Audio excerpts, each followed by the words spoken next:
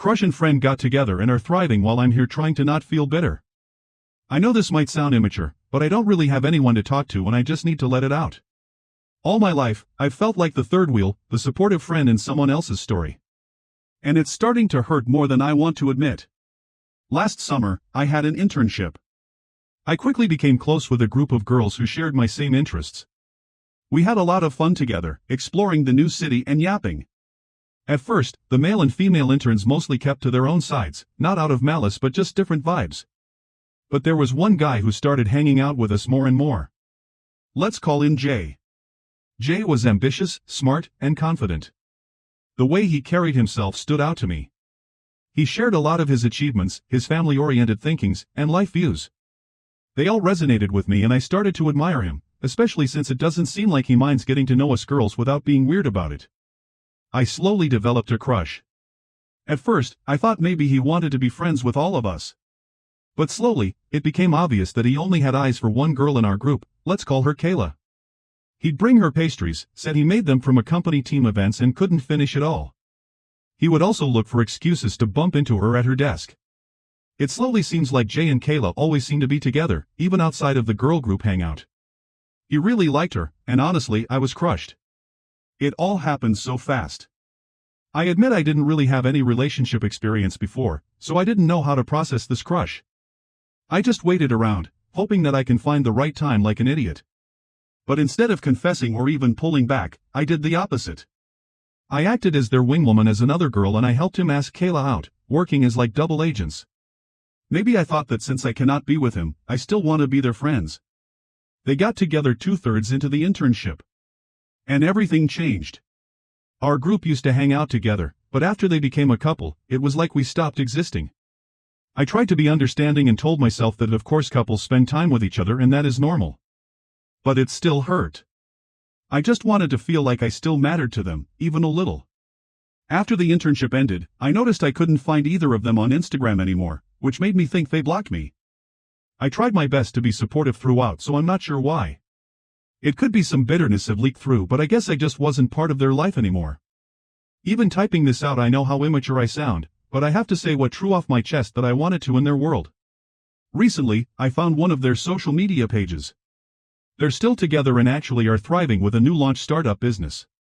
This startup idea is something similar to an idea I'd had sitting in my notes for months. To be clear, I don't think they stole my idea. Kayla and I shared a lot of similar interests, so I fully believe she pitched the concept and he helped build it. Still, they're doing so well as their project is getting a ton of traction and setting them up for life. I cannot process why I've been so fixated since I found out that they are doing so well. I keep telling myself that comparison will only hurt me, but I can't stop thinking about them. This isn't the first time I've felt like the extra wheel in someone's story. However, this time, it stings so badly because I have feelings. I keep thinking if only I was prettier, wittier, or that I have found a way to execute my ideas sooner. Now, I feel like they are out of my reach and in a different leagues. I'm sorry for the long post, but I really need to get this off before it consumes me. I'm 24 now and have never been in a relationship before, so all this third wheeling is really getting to me. If you read this far, thank you. It means a lot to me. Let me analyze this story for you. The story begins with a quiet disclaimer. I know this might sound immature. It's a gentle self-dismissal, the narrator trying to brace against judgment while also signaling vulnerability. Right away, we feel the need for connection. This is someone who doesn't have an outlet, who's been holding something in too long. The emotional texture is not immaturity but emotional honesty, and the reader is invited into a confession that's as thoughtful as it is raw. The loneliness bleeds through early. I don't really have anyone to talk to. That line alone echoes through the whole piece. The next paragraph sets up a familiar emotional pattern, being the third wheel, the supportive friend in someone else's life. The language, someone else's story, is striking. It reveals how the narrator sees their own life, as secondary, peripheral, a backdrop to someone else's success or romance. That feeling of being emotionally sidelined is not just situational, it's existential. This isn't about one relationship. It's about a life pattern that has left the narrator feeling unseen and unchosen, which creates a deeper ache than simple jealousy. From here, the narrative moves into the internship, the setting where this most recent emotional wound takes place. The internship provides not only professional experience but also a new social world. The girls bond easily, a found family of sorts. It's important to note that this group is initially a source of joy for the narrator. It reminds us that she is not antisocial or withdrawn, on the contrary, she thrives in friendship and connection. That detail makes the later isolation more heartbreaking. The arrival of Jay marks the beginning of emotional disruption. The narrator is initially drawn to him not for his looks or status, but for his ambition, family values, and respectful demeanor. These are intimate and meaningful qualities to admire, showing that her crush is sincere and emotionally rooted. She doesn't fall for the first guy who walks in, she notices the subtle way he chooses to engage with the group, and more specifically, with her friend Kayla. The admiration is quiet at first, but it builds.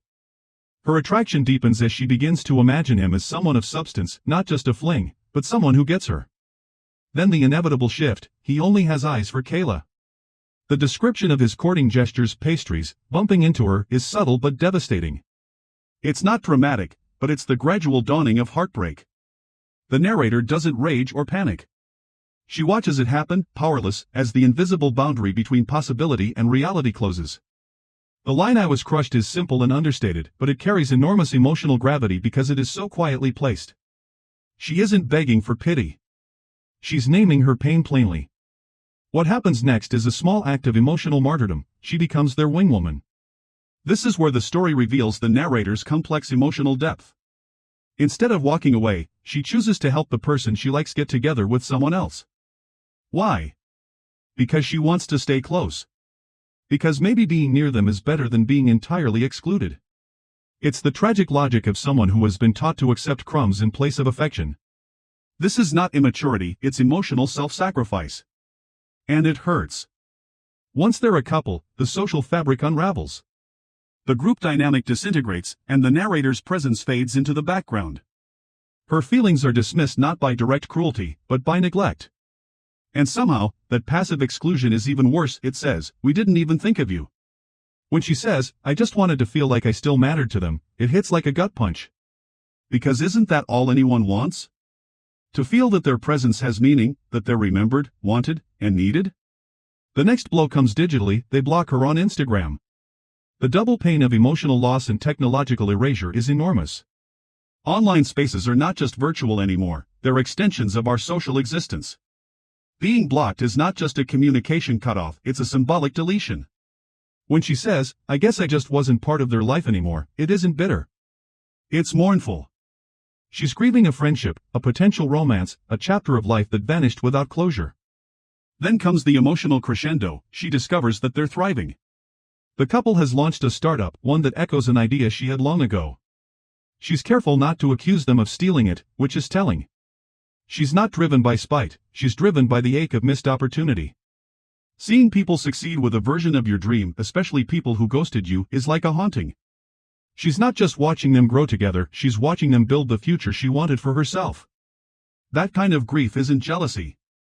It's displacement.